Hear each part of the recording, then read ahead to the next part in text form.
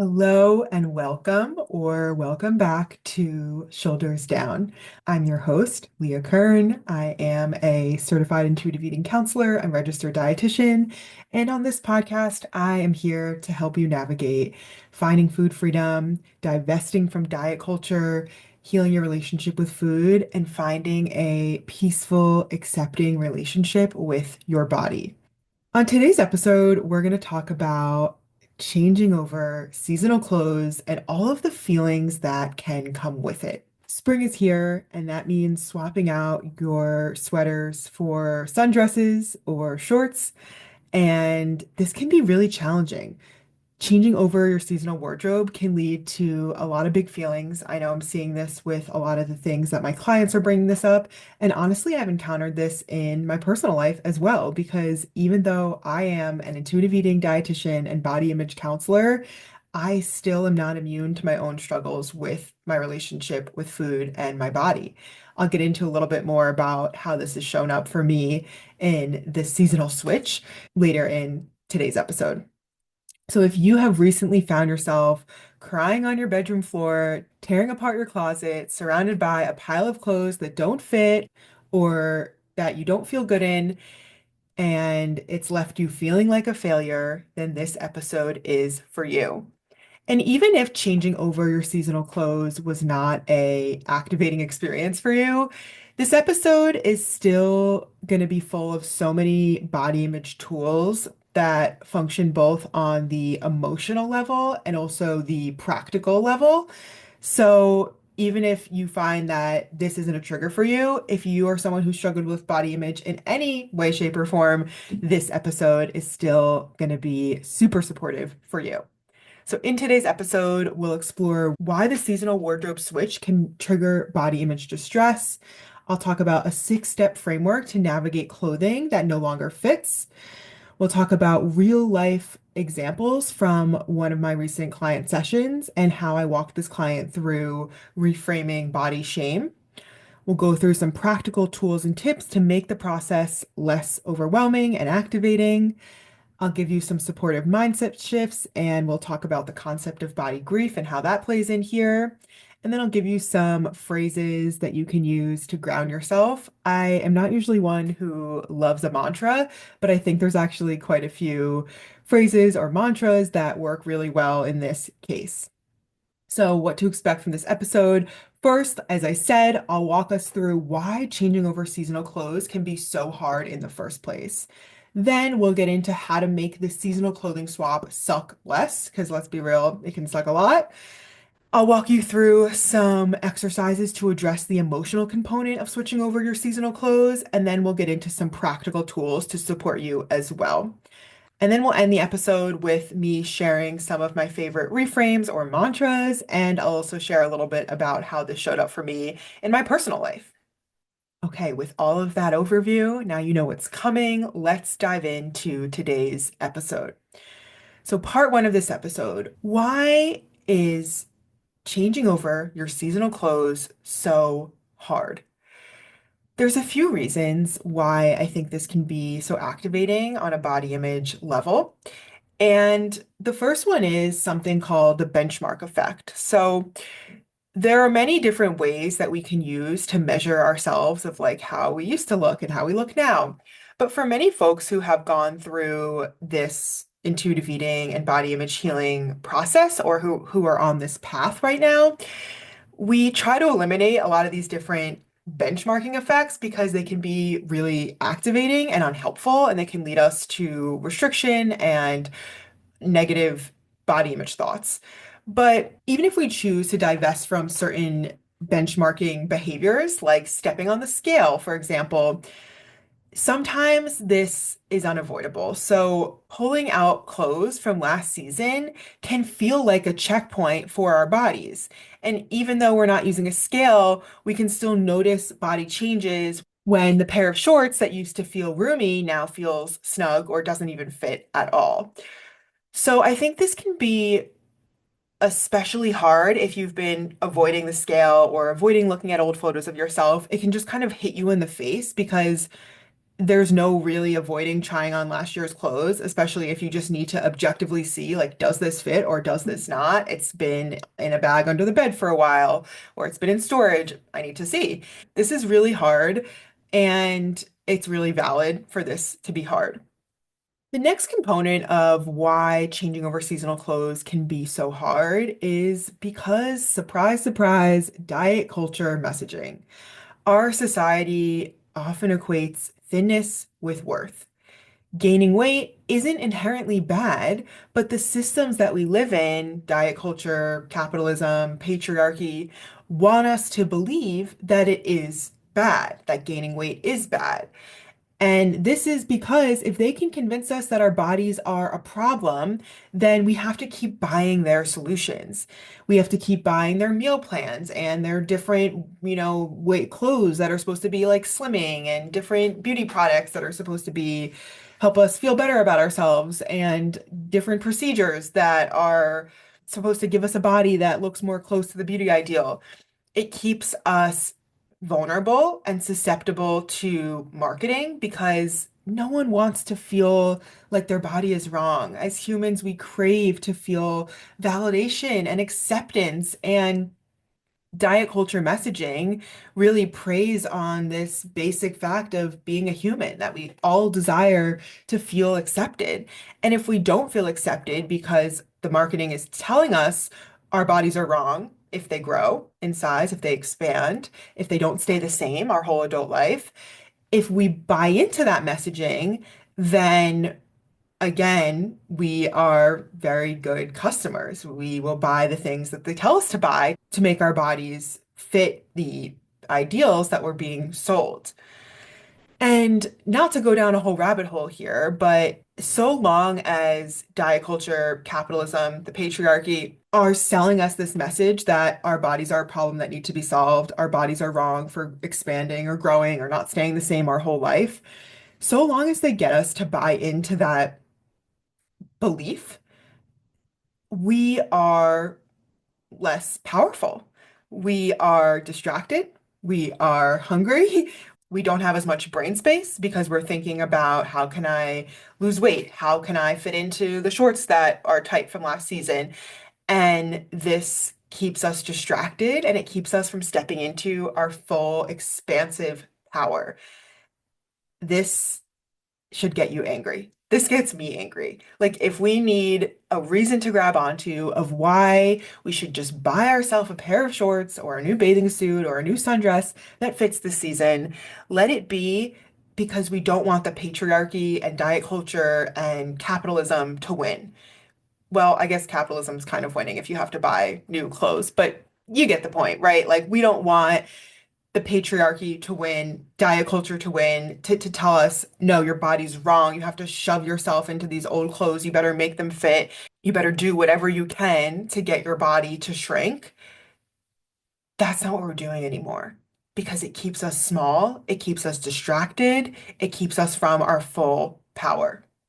Another reason why changing over seasonal clothes can be hard is something kind of simple, which is that there can just be like an element of shock or lack of habituation after wearing jeans and sweaters and, bigger coats and leggings or whatever it is for months and months, depending on where you're living. Suddenly seeing yourself in shorts or a tank top might feel jarring. And it's not always about weight gain. Like, even if your body has stayed the same and you haven't gained weight from last season, it still might be jarring just because you're not used to seeing your body in those clothes. It's been a few months. This reminds me of when I was little. I remember going to the shoe store in Interstate Shopping Center, Payless, I believe. And I remember walking out. I'd always want to wear my new shoes out of the store. I remember looking down and thinking I had clown feet. My shoes looked so big on my feet. And a few days would go by of wearing the shoes, and I would no longer think that they looked giant anymore. The only reason that they looked giant to me at first was just because I wasn't used to them.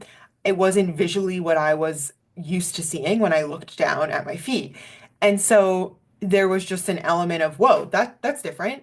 Different doesn't necessarily mean bad. We have we can pause and interrogate that story of like, oh, hello, there you are in a tank top and shorts. Some things are looking surprising, but we don't have to go down the spiral of, oh no, surprising is bad. This isn't how I remember it looking last season. This is bad. We need to try and change these things.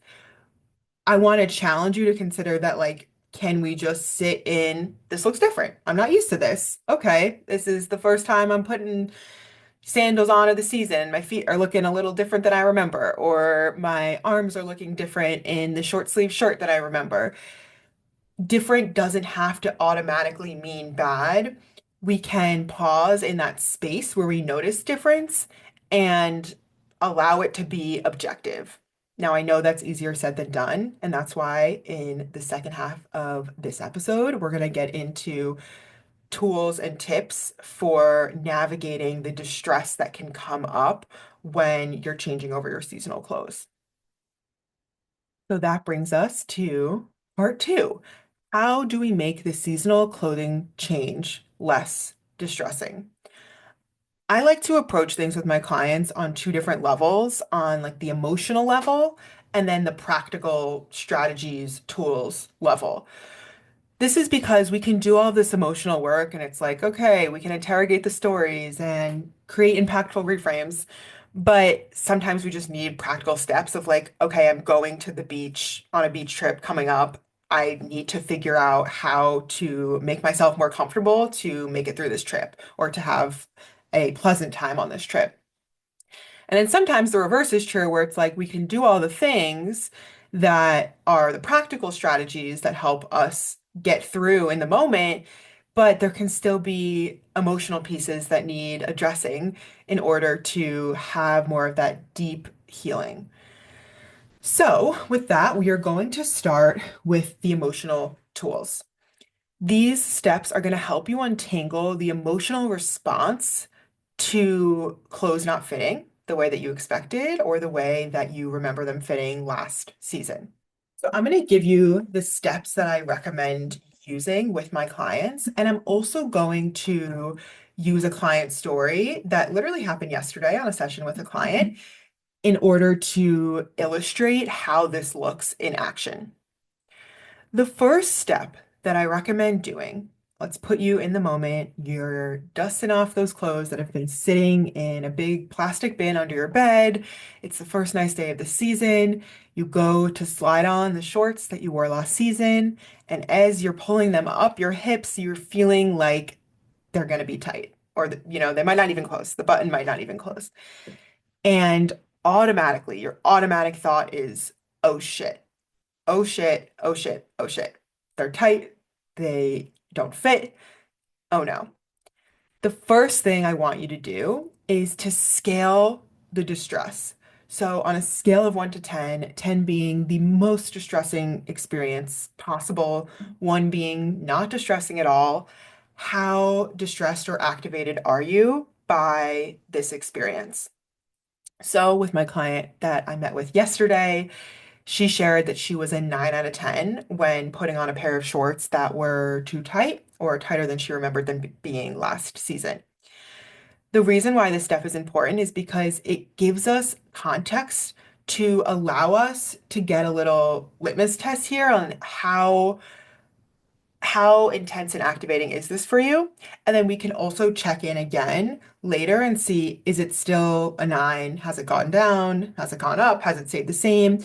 It gives us a helpful starting point. So after you've scaled the distress, step 2 is to identify the story. So you can do this by asking questions like, what's the worst part? What's the story I'm telling myself? The client who I met with yesterday, who we're using as an example here, she said that the story she was telling herself was that her shorts being tight means she's a failure. And she is so not alone with this thought. I've had so many other clients share this. And if you're listening, I wonder if you've ever felt this way, where you're trying on a piece of clothing that used to fit you one way and now it's tighter, it doesn't fit at all. And your automatic thought is, I'm a failure. So after we identify the story, we want to look at, is this story true? Is it aligned with your values? Would you say it to a friend? These are some questions that we can use to figure out if it's aligned with your values. A really easy way to do that is, would you say it to a friend? So I asked this client, would you say this to a friend? Would you say, oh, your shorts from last season don't fit you? You're a failure. And she said, of course not. I would never say that. And so I asked her, well, what would you say to a friend? And her words were so beautiful. I'm going to read them to you. She said, I would tell my friend, how your shorts fit is not an indicator of success. It's just shorts. It's not that serious. Things change, and that's what happens. Bodies change. This idea that bodies are always going to stay the same isn't true. There's no knowing that for sure. Her answer is so beautiful. And it can be easier said than done to be like, oh, well, would I say this to a friend? No, of course. I would treat my friend with much more kindness and compassion, but it can be a little harder to turn that inwards. And that's normal. And if your answer, by the way, here is like, I kind of would say that to a friend, the follow-up question is that the way that you want to be relating in your relationships? Are you proud of that? Sometimes we can admit that we would say it to a friend, but we can also admit that, like, ugh, it's gross. I hate that I would say that to a friend. I'm not proud of this. And that's an important indicator that it might not be aligned with your values. So once we've identified whether or not it's in alignment with your values, which often it's not, often it's diet culture's values that have taken the wheel and that have created the situation where you're believing something about yourself that you don't even necessarily agree with based on your own values and definitions. If we want to take that one step further, we can really parse out here and look at, okay, if I feel like my shorts being tight is a failure, then what is even my definition of success and failure? What am I going off of here? And for the client who I met with yesterday, we looked at what is diet culture's definition of success versus what is her authentic definition of success. And she, when asked what diet culture's definition of success is, she came up with diet culture's definition of success is being lean, eating the right things, working out in a cute workout set, doing all the wellness and lifestyle, clean girl aesthetic things. She said it's all about what it looks like and not how it feels. It's very performative, very surface level, and doesn't take into account mental health. Then, when we looked at what is her definition of success, she said that for her, success and a successful life is about having loving friends and family around her, spending time in nature, spending time with her dogs at the beach, not worrying about food, feeling good in her body, comfortable in her skin. She said it's all about how I feel, and the emphasis is really on happiness. After having these two definitions side by side, we can create this awareness that, oh, okay, I was considering myself a failure, but the benchmark I was using was a definition that wasn't even my own. The definition I was using was diet culture's definition, which was the one that was sold to me that I have been co-signing all these years, and I get to decide if I want to continue co-signing that or if I want to pivot and instead look at my own definition and work on living in alignment with my own definition. So all of that goes under step three, looking at, is this aligned with your values? Would you say it to a friend? And really interrogating the story. The next step is creating an impactful reframe. This is step four. We want to create a new neural pathway because the current one of you're a failure because your shorts don't fit is not supporting you. It's making you feel shame. It's making you want to diet again, which we know isn't sustainable. And so we need a new neural pathway. But we don't want to just try and use an affirmation or some sort of toxic positivity with a phrase that sounds something like, my worth doesn't depend on my shorts, or I'm not a failure because my shorts don't fit. This is too big of a leap, and your brain's going to call bullshit, and it's not going to land and feel as impactful. So instead, what I always recommend to the clients who I work with is coming up with an impactful reframe. This is a reframe that we can actually get behind, and it's something that we actually believe, and it's not going to be too big of a leap, leading our brain to be like, sorry, error message does not compute. I don't buy it. So there's so many different ways to approach an impactful reframe. And after guiding my client through it yesterday, the one that she came up with is I'm working on remembering that the way clothes fit me doesn't represent who I am as a person and the love I get to experience. So I want to contrast that with the type of reframe that we're often seeing in on social media or in like body positivity type content, which is like, my shorts don't determine my worth. Like that's cool if that works for you, but for most people, that's not going to land. It's not going to feel true, and your brain is going to call bullshit on it. So instead, something like I'm working on, or I'm working on unlearning, I'm working on learning, I'm working on remembering. I'm open to the idea. And to read you hers again, just because it's so good, I'm working on remembering that the way clothes fit me doesn't represent who I am as a person and the love I get to experience. Step five, putting this all together, is using something that I call the and statement. So the end statement is basically a way to hold more than one reality at the same time. So in this case, the two realities are one reality where you're bummed and your shorts are tight and you're grieving your smaller body, and the other reality that you're holding, which is that don't, your short size or the way they fit doesn't determine your worth. The reason the and statement is important is again, if we just try to jump to the reframe without validating that, like, yeah, this is hard and it sucks to deal with body changes that bring up grief. And this is very real. We live in a physical world with physical bodies, and we have so many systems in place that make it really hard to feel accepting of our bodies. If we ignore that part, then we're going to have less buy-in. And as a result, we won't be able to build that new neural pathway as effectively. So the and statement can sound like, my shorts are tight, and this makes me feel like I'm a failure. It's valid to feel this way, and I'm working on remembering that the way my clothes fit doesn't represent who I am as a person and the love I get to experience. Again, this can help you to build new neural pathways in a way that also acknowledges and honors your current feelings without being dismissive with toxic positivity. And the reason I'm spending so much time on this internal dialogue walkthrough is because so much of body image comes down to the learned things that we've picked up from society, from diet culture, right? Like you weren't born thinking that your body getting bigger automatically equals failure and automatically equals a bad thing. That was something that you learned through family, friends, the media, all these different places where we get this messaging. And that sucks because that wasn't consensual. You didn't agree to be programmed in that way. But the good news is, if it was learned, it can also be unlearned. The brain is neuroplastic. We can create new neural pathways. And the and statement is a way to do that. It's a way to burrow a new pathway in your brain that is supportive of your values and your own definitions of success and the way that you want to relate to your body and people's bodies in general. The last step here, I don't even know if it's a step as much as just like a side note, is remember to save room for grief.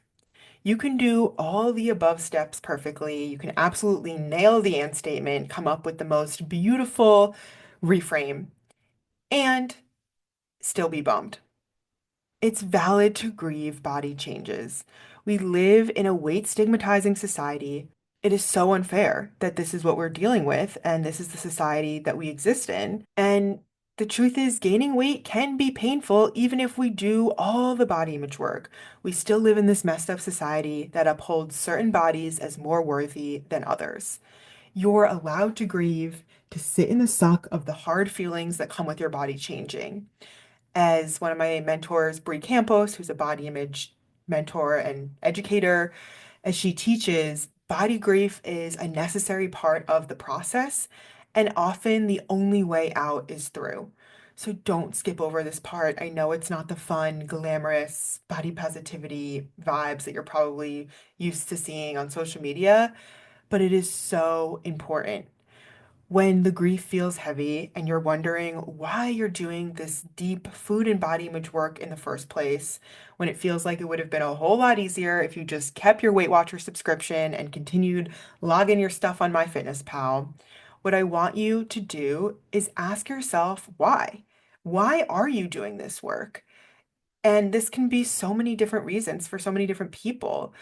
It could be to stop the inherited chain of dieting and body hate in your family system, to reject the patriarchal values handed to you by society, and resist the systems that want to keep you tired, hungry, and powerless. Oh, I love asking people their why. I think it is so important to have that why to reground yourself in when shit hits the fan and the going gets tough, and it's sounding a lot easier to just go on a weight loss drug or go, I don't know, sign up for another diet or wellness plan. So I encourage you to either do this now or later. Grab your phone, open up your notes app, or take out your journal, or even just take a moment to pause this episode and sit with this question. What is your why when it comes to healing from disordered eating and finding food freedom? And when I asked my client who I spoke to yesterday about this, she said for her, her why is that all this food and body image shit is just such a heavy burden to carry and it's all consuming. And she wants to live her life. She wants to be able to enjoy her partner and her friends and her family and her life. And she doesn't want to be consumed by this shit any longer. So that's one example of a why. If you feel called to share yours with me, I would absolutely love to hear it. You are welcome to email me at leah@leahkernrd.com. My email is also in the show notes. I would be honored if you would be open to sharing your why with me. Okay, so now that we've talked about the emotional level, which is so important, it's about doing the steps to rewire how you relate to your body, to rewire this pathway that automatically codes weight gain as a bad or negative thing. Now that we've done all that kind of heady mindset related stuff, I want to give you some tools on the practical level. So, how do we actually deal with this in the moment when you're just trying to get ready and move on with your life? Okay, first tip I have for you is don't try clothes on when you're in a bad mood, on your period, tired, hungry, stressed from work, or acutely anxious, any of these things.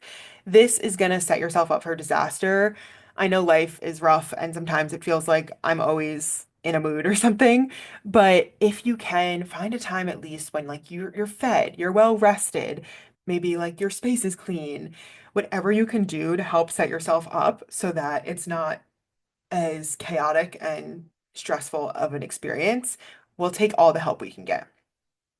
Tool number two, ground yourself before trying on the clothes.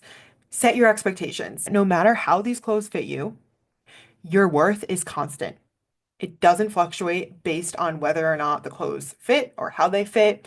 No matter what's about to happen when you try on those clothes, your worth is not going to change. Your perception of your worth might change because of all of the conditioning we have to equate worth with size, but your actual worth is inherent. It's not changing, it's constant.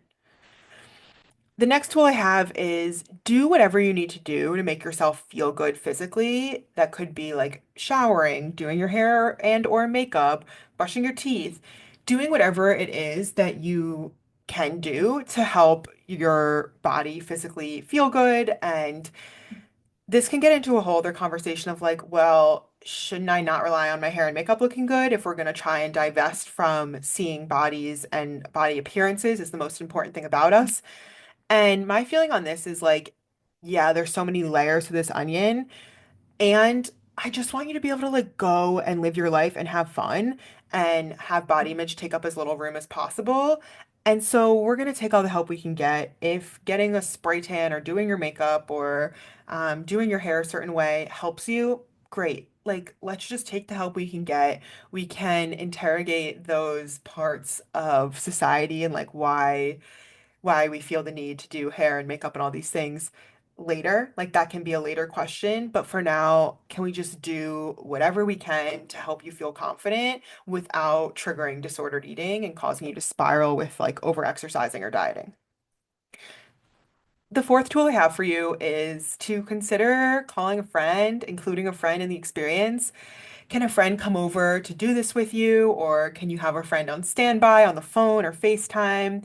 Can you and your friend try to create some comic relief if things don't fit? Can you poke fun and laugh and try to bring some lightness to the situation?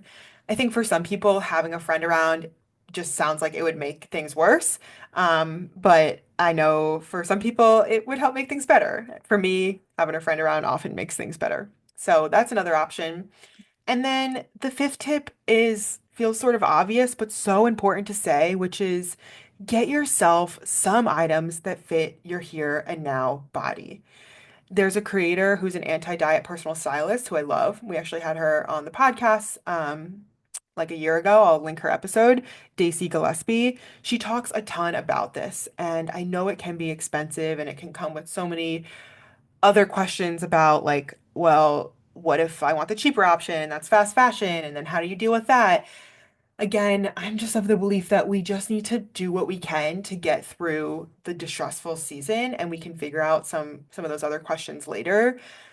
Daisy has a ton of awesome content on her Substack and on the podcast episode where she came on Shoulders Down, and she has so many good tips from, trying things like thrift stores or Poshmark or different ways to address finding clothes that fit your here and now body. And this doesn't have to be a whole new wardrobe. Like, can we start with just finding one pair of bottoms, one top, or one skirt, or one sundress, or whatever that fits your here and now body and helps you feel good? This can be your safe outfit. Like, okay, at least you have this in this season, and that's really all we need to start so that you can get out, get into the world, and not let your body and your body image keep you from living your most expansive life. I want to close out this episode with some helpful reminders to keep in mind during this whole experience and as you think about changing over seasonal clothes. One is that bodies aren't meant to stay the same. This is a myth that we've been sold. We are not robots, we are things in nature. And as a result, we change with age, when our hormones change, with different life events and seasons. And expecting your body to stay static is unrealistic. And remember, this is very intentional that we've been fed this belief because diet culture profits off of that false promise. If we believe that our bodies are supposed to stay the same size and shape in our adult life, and then they start to get bigger, then we start to feel shame and like we're failing, and then we look to diet culture for how to quote unquote fix our bodies. The next thing I want you to remember is that your body is just your earth suit. It's the vessel that allows you to exist in the physical world. And I know it can really feel like the most important thing about you, but it's not. I want you to zoom out and remember that you are on Earth for a limited amount of time, and you have so much more to offer this world than your physical appearance. You have unique gifts and unique magic contained within you, and this is what matters most. I also want you to remember through this whole experience and any hard body image experience to have compassion because this shit is so hard. Having compassion used to be like a really confusing phrase to me. I used to always kind of be like, what does that even mean? And it's kind of not that deep. It comes down to treating yourself as you would a friend. So if a friend was trying on clothes and they texted you and they're like, "Ugh, my clothes from last season aren't fitting. It's bringing up so many feelings." How would you speak to them? Maybe you would say like, "Yeah, this is really hard. I know, buddy. It's hard. Yeah, I'm here for you. Yeah, it's okay that this is hard." Just that kind of nurturing voice that you would use with a loved one and using that on yourself. And it might seem like, what is that even going to do? It can really allow us to have awareness and to feel less alone and to feel validated that, like, yeah, this is hard and it's okay for it to be hard. Now, this brings me into my personal story, which is, yeah, I've been practicing intuitive eating and doing body image work for 10 plus years now. And I don't often experience body image distress, or not nearly as often as I once did. But the seasonal switch sometimes still gets me. It really does. And it actually really did this year. So I'll share a little bit about my story, but before I do that, I want to give this disclaimer, which I probably should have given earlier on in this episode. But anytime I'm talking about body image, it always feels really important for me to say that I recognize I hold many unearned body privileges, being that I'm relatively young, I'm white, I am straight sized. In many ways, I have traits that meet the beauty ideals for the culture we live in. And I recognize that some of this stuff can feel like easier said than done and can feel perhaps funky coming from me. And if you are someone who is feeling that way, then I will leave a link in the show notes to my anti-diet media list, which is a list of different creators that you can learn from with different identities, different lived experiences. Because even though I'm about to talk about my own body image struggles, I recognize that I don't face the added layer of systemic discrimination because of the unearned privileges that I hold in my current body. So you can head to the link in the show notes if you want to grab that anti-diet media list and learn from providers and creators with different identities than the ones I hold. And also know that I do a ton of supervision to get different perspectives and experiences that inform my approach to how I speak about body image. So that all of that is infused within my podcast, my blog posts, my content in general. With that big disclaimer, my personal story. So, I guess maybe it was a few weeks ago already at this point. I'm in California. So, I mean, the weather here is kind of like warm all year, but I'm in Northern California. So, it's only entering spring territory as of recently. I went to go put on a pair of linen pants that I have from last season, and they felt tight. They felt tight, and I was surprised that they felt tight. I didn't remember them being tight last season. I remember them feeling super comfy and flowy. And what I want to draw out here is 10 years ago, before I touched this work, my response would have been, oh shit, these are tight. Oh no, spring is coming, summer's coming. I'm going to be more exposed. I need to change my body to fit back into these pants. Cue MyFitnessPal, over-exercising, all of the dieting and restricting behaviors, which of course wouldn't be sustainable, would lead me to be obsessive about food, binge, and I would be back on that roller coaster, all or nothing, binge restrict, etc. These days, those moments still happen. First of all, they're further and fewer between. But when they happen, the initial oh shit moment of these pants are tight, I don't remember them being tight, that's still there. Then there's like a brief moment of like kind of heart sinking of like, oh, my body's changing. What does that mean? Oh no, is this bad? But what happens is it's not followed by action. It's not followed by let me change myself, let me try and change my body to fit into these pants. It's followed by, okay, this is kind of a bummer. And honestly, mostly because like it's annoying to buy new clothes. It's annoying financially. It's like a task, unless you're someone who really loves all that. Like I find it annoying. And allowing those feelings and then going, why do I have to subscribe to this idea that my body getting bigger is bad? Do I really even believe that? What if it was neutral? What if it was totally neutral, like getting taller or your hair getting longer, just an objective thing that happens with time? And in that space where I interrogate the story and ask myself, what if?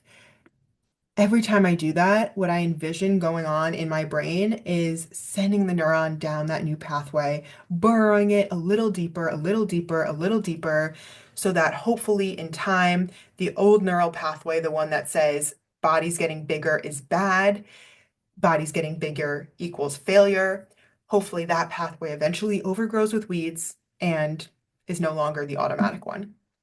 So, to wrap this episode up, changing over seasonal clothes can be so loaded, but with tools and support and a deep connection to your why, you can navigate it with more self-compassion and less shame. You are so much more than how your shorts fit you, how your sundresses fit you, or how your tank tops look on your arms. You are so much more. I hope that this episode was supportive for you. If you want more support moving into the warmer months, I do have some one-on-one coaching spots open right now. You can head to leahkernrd.com/apply to apply to work together and or or you can head to the show notes to fill out the link to apply. It will be in the show notes as well. I also don't know if I've said this. I don't think I've said this in the podcast yet. I'll start talking more about it, but I am officially in network with Blue Shield of California. So this is not the same as Blue Cross Blue Shield, but there is some overlap depending on your Blue Cross Blue Shield plan. So if you want to inquire about this, please email me and I can walk you through the steps to check your benefits. And you might have sessions with me covered completely free or at a much lower cost because of your insurance plan. So if you have Blue Shield of California or if you have Blue Cross Blue Shield and you want to check and see if there's overlap with the plans, then you can reach out and email me at leah@leahkernrd.com or head to the link in the show notes where I have a more information on insurance. I would absolutely love to support you. And if you don't have those insurances, you can still apply, and I have different payment plans and things available to make it more accessible. So that's all for today. If you have any thoughts on this episode, any questions, reflections, I would love to hear from you. Again, my contact info is in the show notes, and I will talk to you for our next episode.